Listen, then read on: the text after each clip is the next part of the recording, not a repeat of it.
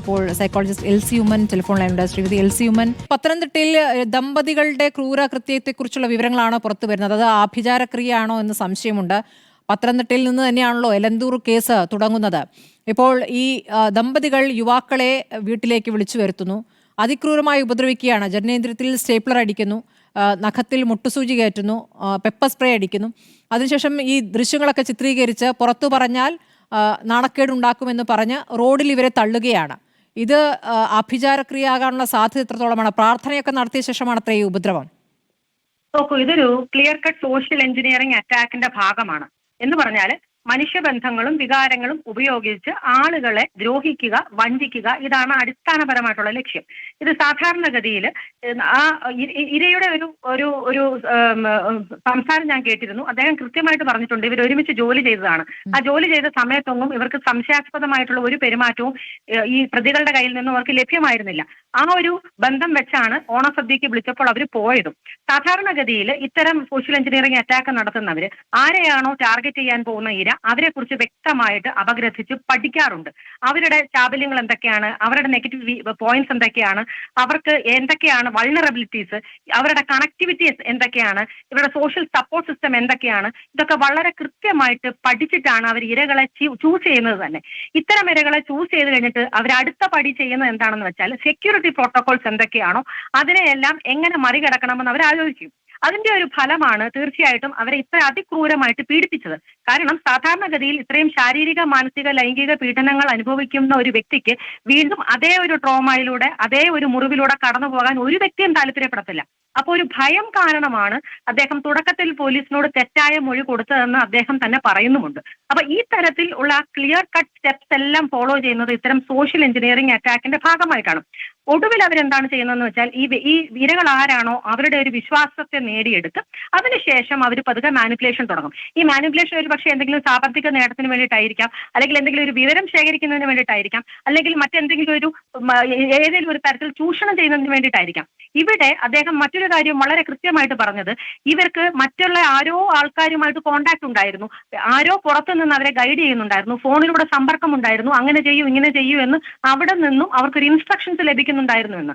അപ്പൊ ഇതൊക്കെയും കാണിക്കുന്ന ഒരു ക്ലിയർ കട്ട് നെക്സസ് അല്ലെങ്കിൽ ഗാങ് ആക്ടിവിറ്റിയുടെ ഭാഗമാണ്. അപ്പോൾ ഇത്തരത്തിലുള്ള ഗാങ് നമ്മുടെ സമൂഹത്തിലുണ്ട് എന്ന് നമ്മൾ തിരിച്ചറിയേണ്ടിയിരിക്കുന്നു. അത് തന്നെയല്ല, ഇവർ ഈ ആഭിചാരം അല്ലെങ്കിൽ മന്ത്രവാദം അല്ലെങ്കിൽ ഇത്തരത്തിലുള്ള അനാചാരങ്ങൾ ഇതൊക്കെയും കൂട്ടുപിടിക്കുന്നു. ഈ കൂട്ടുപിടിക്കുന്നത് ഈ തരത്തിൽ പെരുമാറുന്ന മിക്കവാറും എല്ലാവർക്കും തന്നെ ഈ തരത്തിലുള്ള ദുരാചാരങ്ങളുടെയും ഇത്തരം ക്രിയകളുടെയും കൂടോത്രത്തിന്റെയും ഒക്കെ പുറകെ പോകാറുണ്ട്. അതിന്റെ കാരണം എന്തെന്ന് വെച്ചാൽ ഇത്തരത്തിലുള്ള അനാചാരം അല്ലെങ്കിൽ ആഭിചാര കർമ്മങ്ങളൊക്കെയും ചെയ്യുമ്പോൾ അവർക്ക് അതിയായ രീതിയിലുള്ള കോൺഫിഡൻസ്, ആത്മവിശ്വാസം വർദ്ധിപ്പിക്കുന്നതിനും അവർക്ക് ഇതിനെക്കുറിച്ചുള്ള ഒരു ടെൻഷൻ അല്ലെങ്കിൽ ആങ്സൈറ്റി റിലീവ് ചെയ്യുന്നതിനും ഈ തരത്തിലുള്ള കർമ്മങ്ങൾ സഹായിക്കുന്നു എന്നുള്ളൊരു സത്യമാണ്. നമ്മൾ ഒരു പരീക്ഷയ്ക്ക് പോകുന്നതിന് മുമ്പ് പ്രാർത്ഥിക്കുന്നത് എന്തിനാണ്? ആങ്സൈറ്റി കുറയാനാണ്, അല്ലെങ്കിൽ ധൈര്യം കിട്ടുന്നതിനാണ്, കോൺഫിഡൻസ് കിട്ടുന്നതാണ്. കാരണം ദൈവം സഹായിക്കും എന്നുള്ള ഒരു കോൺഫിഡൻസ്. അതേപോലെ തന്നെ ഇത്തരം ആഭിചാര ക്രിയകളെ കൂട്ടുപിടിക്കുമ്പോൾ, അനാചാരങ്ങളെ കൂട്ടുപിടിക്കുമ്പോൾ ഇവർക്ക് ലഭിക്കുന്ന ഒരു ആത്മവിശ്വാസം എന്ന് പറയുന്നത് നമ്മൾ ഉദ്ദേശിക്കുന്നതിലും അപ്പുറമാണ്. അതിന്റെ ഒരു പക്ഷേ ഇവർ പിടിക്കപ്പെടും എന്നുള്ളൊരു ആശങ്ക ഇങ്ങനെയുള്ളവർക്ക് ഉണ്ടാവുകയില്ല എന്നാണോ? സാധാരണഗതിയിൽ നോക്കി ഏത് കുറ്റവാളിയും ആദ്യം ചിന്തിക്കുന്നത് അതാണ്. ഞാൻ പറഞ്ഞത്, അവർ ഇരയെ കുറിച്ച് കൃത്യമായിട്ട് പഠിക്കും.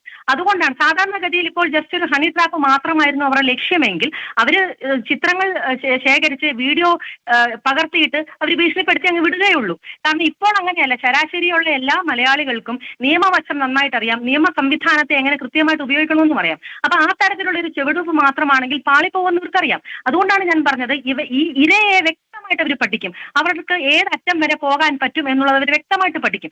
അങ്ങനെ അത് ചെയ്യും. അപ്പോൾ അതിന് അവർ കണ്ടുപിടിച്ച ഒരു മാർഗമാണ് ഇത്രയും ക്രൂരപീഡനം. അപ്പൊ ഈ ഇത്രയും ശാരീരിക വേദന, മാനസിക വേദന എന്ന് പറയുന്നത് നമ്മൾ ഉദ്ദേശിക്കുന്നതിന് അപ്പുറമല്ലേ. അത് വീണ്ടും വീണ്ടും സഹിക്കാൻ ആരെ കൊണ്ട് പറ്റും? അപ്പൊ ഇത്തരത്തിലുള്ള ടോർച്ചർ വീണ്ടും വരുമോ എന്നുള്ള ഭയം കൊണ്ട് അവർ മിണ്ടത്തില്ല.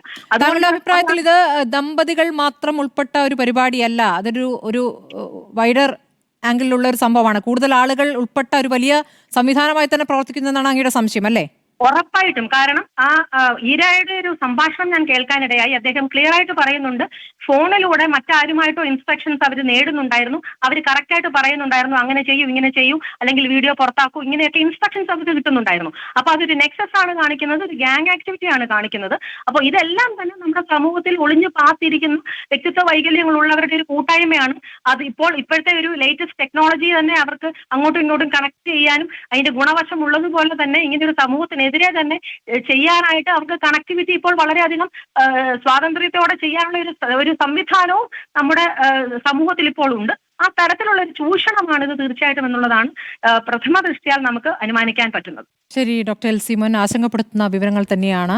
ഡോക്ടർ എൽസി ഉമ്മന്റെ അനുമാനത്തിൽ ഇതിന് പിന്നിൽ ഈ ദമ്പതികൾ മാത്രമല്ല, ഒരു വലിയ സംഘം തന്നെ പ്രവർത്തിക്കുന്നു എന്ന് വേണം മനസ്സിലാക്കാൻ. പോലീസ് അന്വേഷണം ഏതായാലും പുരോഗമിക്കുകയാണ്.